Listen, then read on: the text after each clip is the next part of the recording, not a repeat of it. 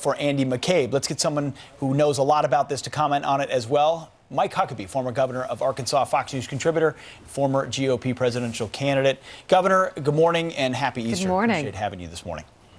Happy Easter to you guys. All right. Well, we will get to that topic in a moment, but let's start with, do you believe that Attorney General Sessions' appointment of a federal prosecutor to investigate FISA abuses is enough, or do we need a special counsel? Well, it's a good first start. This prosecutor will have subpoena power. He can file charges.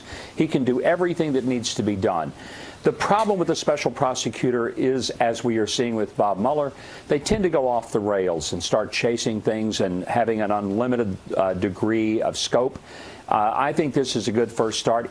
Jeff Sessions can always go back and appoint a special prosecutor, but once you cross that line, you can't uncross it. So this is the right move. Yeah. All right. I want to get your thoughts as well on Roseanne. Do you watch that show?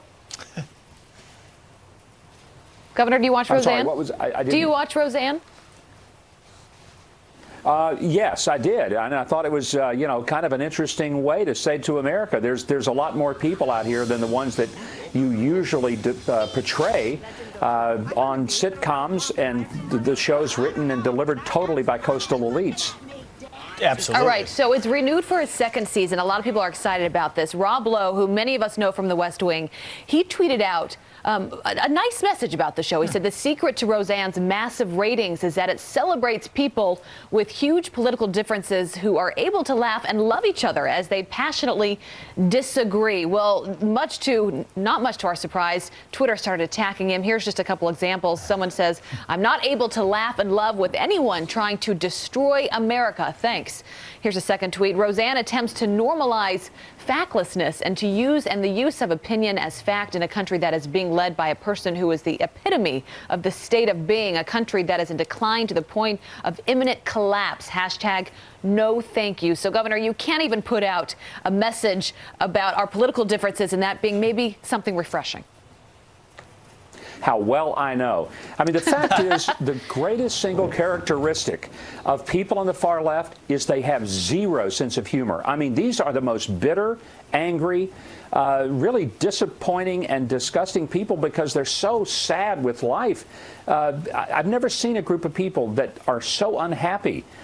The thing that I think that they would find ironic if they understood irony, which they clearly don't, is that in the name of anti-fascism, they are fascist. And let me explain. The word fascist means people who want to suppress opposition and who want to control industry and commerce. That's exactly what the far left, the resistance movement, wants to do. If you don't agree with them, shut you down.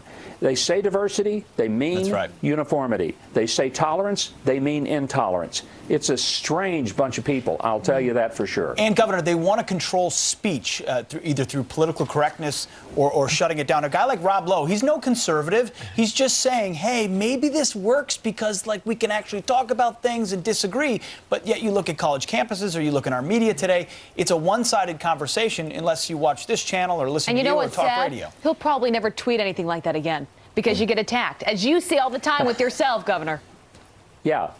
Well, I do my tweets in part to keep the left occupied, firing at me because I really don't care what they think.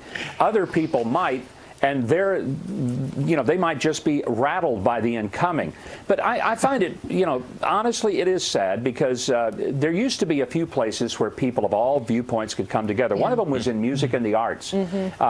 The art of comedy is being lost today because political correctness has made it so that the things that we used to think are funny because they made us laugh at ourselves, these people can't laugh at themselves. They don't laugh at anything. Governor, they're just angry, and they don't want to be bothered by anything other than their anger. Governor, just before we run out of time, it is Easter. We want to get your Easter message.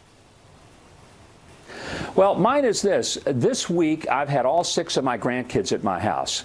And you may say, what does that have to do with Easter? Well, here's what I've learned. My grandkids, I'm pretty sure, are all Russians because they meddle in everything, not just elections.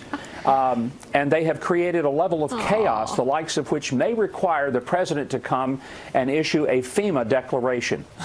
But having said that, maybe a pardon or two. What I can learn from this is that with all that they've done, and it's been delightful. I've loved every single minute of it. Here's what I've learned. There's nothing they could do to my house or to me that would make me love them any less, or that would make me find less joy in them.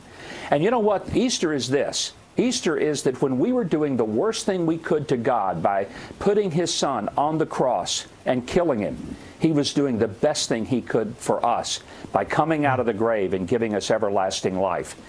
That's the Easter message. It's that you can't do anything to God that will make him quit loving you. He loves you unconditionally, and he loves you uncontrollably.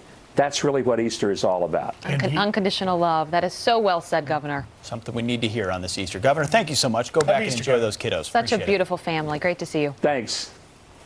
All right, I do want to bring you some other headlines we're following this morning. Churches are on edge this Easter morning in Texas after armed robbers are caught on camera targeting women in a church parking lot. One girl noticing the thieves stealing a purse from a car parked at a Gateway Church in Grand Prairie before running away. The robbers later holding 2 other women at gunpoint in the parking lot. Officers setting up more security cameras in the area in hopes of hopefully catching those culprits. Yikes.